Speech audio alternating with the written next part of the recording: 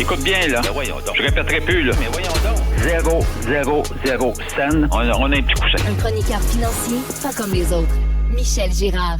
Les contribuables québécois vont se partager en 2023 une spectaculaire réduction d'impôts provinciales de l'ordre de 3,9 milliards de dollars. Mais qui va en profiter exactement de ces baisses d'impôts de M. Legault?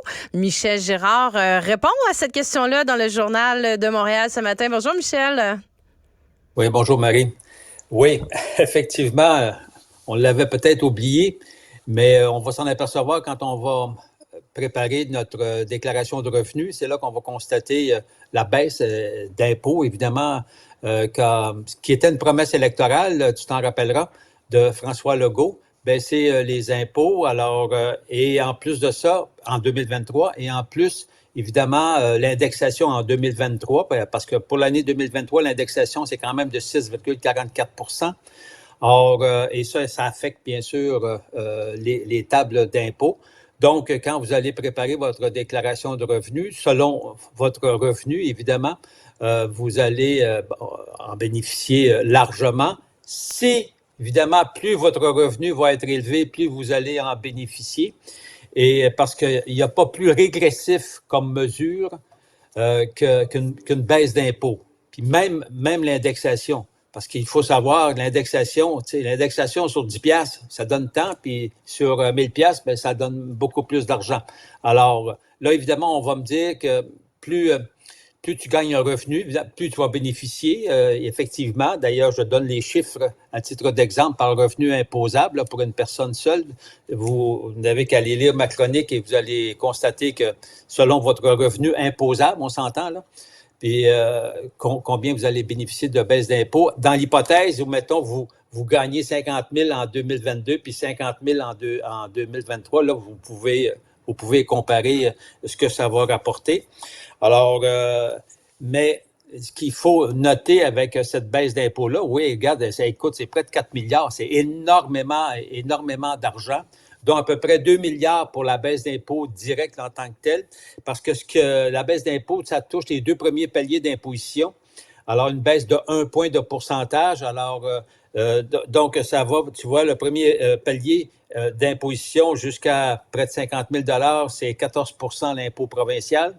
Et puis, pour le palier qui va ensuite jusqu'à près de 100 000, c'est 1 point de pourcentage, mais là, ça baisse, ça passe de 20 à 19. Puis après ça, ça reste au beau fixe. Mais ce que ça donne concrètement, regarde, les gens qui gagnent un revenu imposable. Là, un revenu imposable, quand on tient compte également du crédit d'impôt personnel, l'économie à 18 000 $, à 17 000 et moins, écoute, il y en a pas. Tu n'as pas de baisse d'impôt parce que tu ne payes pas d'impôt. C'est aussi simple que ça. Alors, mais à 18 000, tu vois la baisse est de 165 $. À 30 000, le cumulatif de la baisse d'impôt avec l'indexation, tu vas économiser 285 $. Bon, rendu à 75 000, c'est 883 $. Puis ceux qui gagnent un revenu de 120 000 et plus, c'est près de 1 500 $ d'économie d'impôt. Alors, comme tu peux voir, les écarts sont énormes.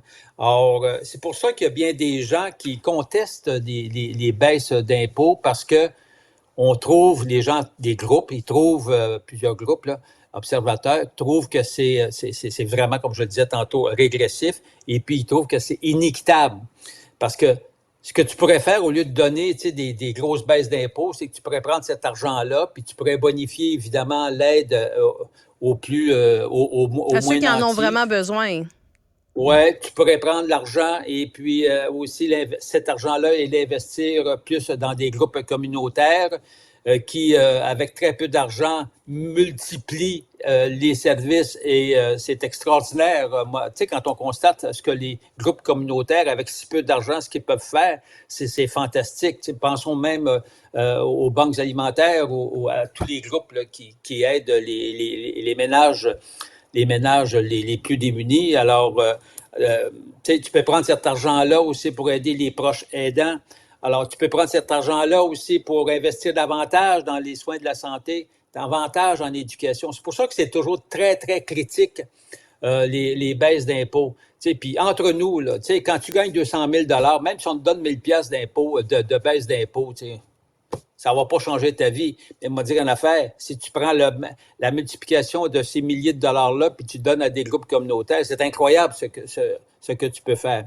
Alors bon, mais cela dit, c'était une promesse électorale. Il l'a tenue.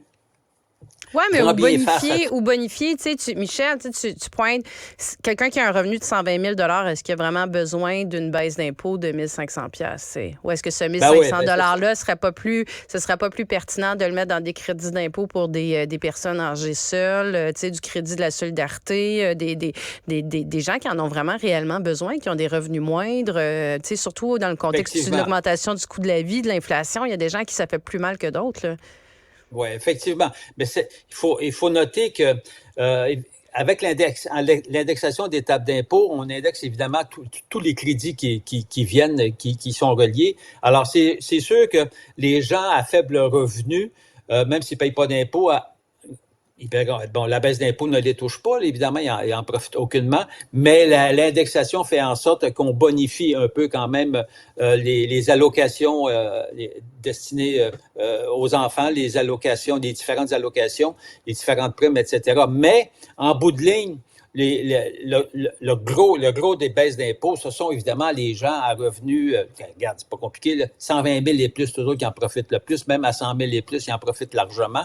Or, puis encore là, tu sais, la défense de ça, c'est de dire, ouais, mais tu sais, c'est parce qu'ils payent plus d'impôts. Ben oui, ben c'est ça la société. Et puis, c'est bien de partager et ça fait du bien.